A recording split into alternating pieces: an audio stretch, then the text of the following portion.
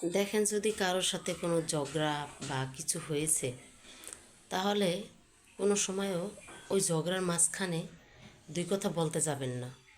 ওটা উচিতই থাকুক আর বেয়া উচিতই থাকুক, কোনো সময় বলতে যাবেন না।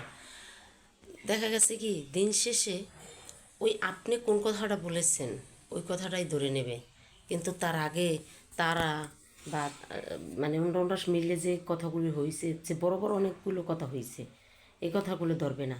ধরবে আপনি কোনটা ওই সময় বলেছেন ওইটাই ধরবে। তো আজকে থেকে আমিও যেমন কানে ধরছি যে মানুষের বিপদ আপদ দেখলে আর যাব না। আর তাই আমার অভিজ্ঞতা থেকে আপনাদেরও বললাম যে কারো কোনো বিপদ দেখলে মানুষ আগাই হাত দিয়ে যাইয়া তাদের সাহায্য করবেন না। করতে গেলে তারা ঝাড়ু জুতা খাইয়ে আসতে হবে, যেমন আমি খেয়েছি।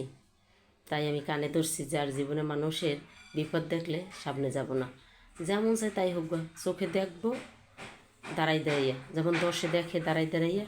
রাস্তায় একটা অ্যাক্সিডেন্ট হলে যেমন মানুষ দাঁড়াই দাঁড়াই দেখে, এখন থেকে তাই করব।